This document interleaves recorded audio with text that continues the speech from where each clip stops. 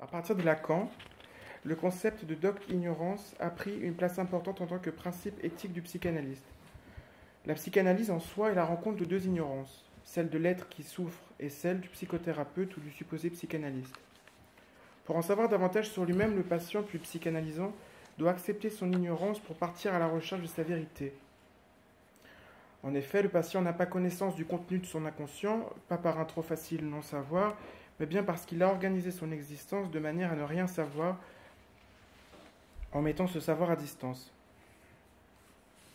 Alors il s'adresse au clinicien avec sa maladie, sa plainte, sa souffrance, ses symptômes, et lui adresse une demande de mise en sens. Autrement dit, au départ, l'être ne veut plus souffrir de ses symptômes, mais refuse de savoir ce qui fait souffrir et ce qui est à l'origine de cette construction symptomatique.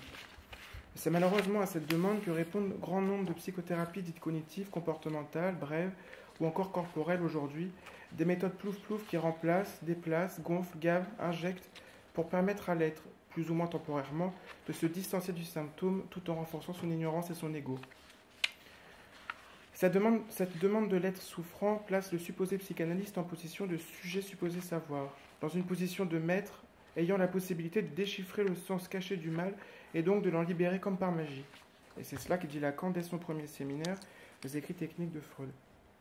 C'est dire donc que si le clinicien se perd dans l'illusion de savoir quelque chose en psychanalyse, en psychologie ou en médecine, le savoir quelque chose ou le chercher à savoir quelque chose ailleurs, ce que j'ai cherché à faire dans cet exemple, peut empêcher le départ du bateau de la cure ou lui faire fausse route. En effet, le supposé savoir que pourrait avoir le clinicien n'est pas la vérité propre à l'être que lui seul peut assumer. Donc plus je lisais Fetty Ben Slama, moins je donnais à ces deux personnes la possibilité de m'en apprendre sur elles-mêmes, sur leur propre souffrance, eux qui, en venant me rencontrer, m'instituaient en témoin potentiel de leur propre découverte. Le savoir en psychanalyse est donc un savoir particulier. Il naît de chaque psychanalysant et d'aucun psychanalyste. À chaque fois, la psychanalyse est remise en question pour chaque patient par chaque psychanalysant. Cela nous invite, en tant que cliniciens, à constamment recevoir l'être souffrant dans une position d'ignorance par rapport à ce qu'il est. Alors cela ne veut pas dire que être psychanalyste signifie ne plus apprendre et ne rien savoir, bien au contraire. C'est justement pour cultiver cette ignorance et avec exigence qu'il y a les groupes de lecture, les séminaires, les colloques, les supervisions et surtout sa propre cure. Si le psychanalyste doit cultiver son ignorance, il ne doit pas être inculte, mais doit être au fait de l'actualité et des théorisations. La question est simplement qu'il ne doit pas jouer au maître et proposer un savoir auquel l'être pourrait s'identifier. Il s'agit alors d'une ignorance qui s'enracine dans un soi-même dépouillé, mais un dépouillement appuyé sur la réflexion théorique. C'est cela que Lacan décrit dans son deuxième séminaire, variant de la cure type, quand il explique que l'ignorance du clinicien n'est pas une absence de savoir, mais bien la forme la plus élaborée de ce savoir.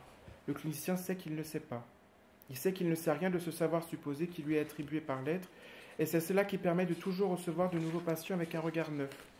C'est d'ailleurs de cette ignorance que naît l'attention vers le savoir, tension portée par le transfert. C'est de l'ignorance que naît le désir de savoir. Pour conclure, le supposé psychanalyste, pour conduire la cure, ne doit pas se laisser leurrer par ce supposé savoir, ni même tenter de déchiffrer par lui-même la signification inconsciente des symptômes qui lui sont présentés. Il doit amener le patient à se rendre compte que c'est lui qui détient le secret de sa vérité subjective. L'ignorance du psychanalyste est docte dans ce sens précis où elle est prévenue des risques de l'illusion du savoir. L'ignorance du clinicien, en écho à l'ignorance de l'être souffrant, voilà ce qu'il ne faut pas perdre de vue, au risque de ne pas pouvoir tenir ses engagements à conduire la cure. Il est pour cela nécessaire de distinguer les 4 discours mis en évidence par Lacan en 69 dans son séminaire Les 4 discours, parce que ça parle aussi de ce rapport entre savoir et ignorance.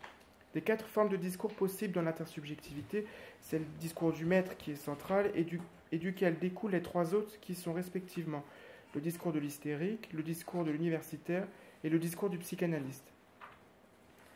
Le discours du maître est un discours qui n'est pas fait pour être discuté ni pour transmettre ou éveiller un désir de recherche chez l'autre.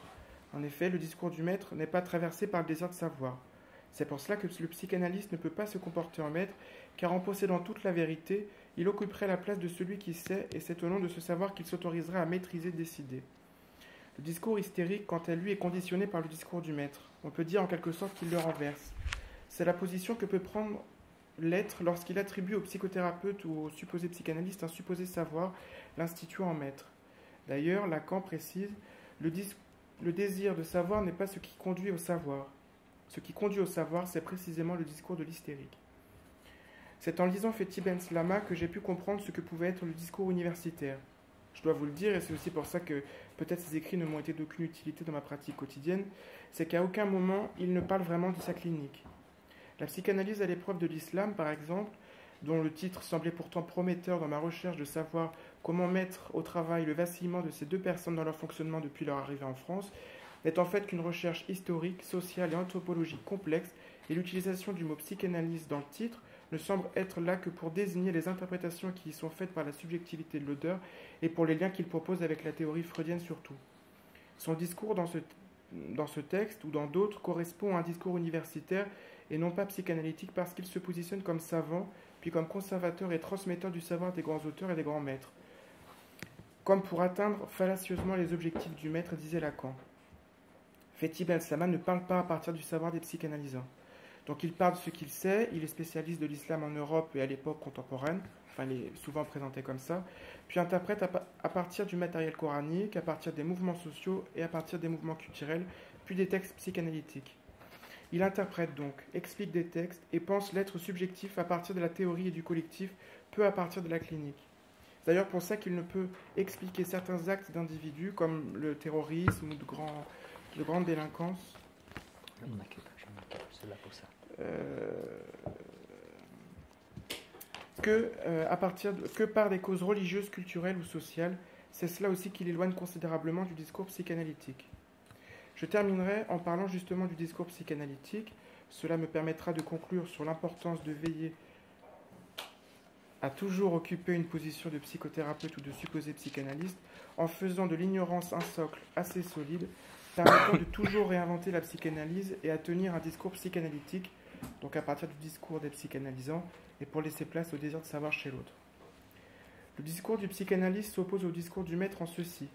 Il n'y a pas de savoir absolu ni total sur l'inconscient. Il s'organise autour de l'idée que l'inconscient est un savoir qui ne se sait pas et que seule la traversée d'une cure peut permettre de dire cet inconscient. C'est dire que le savoir inconscient ne manque pas, car même s'il y a une énigme autour de celui-ci, chacun le possède en lui-même.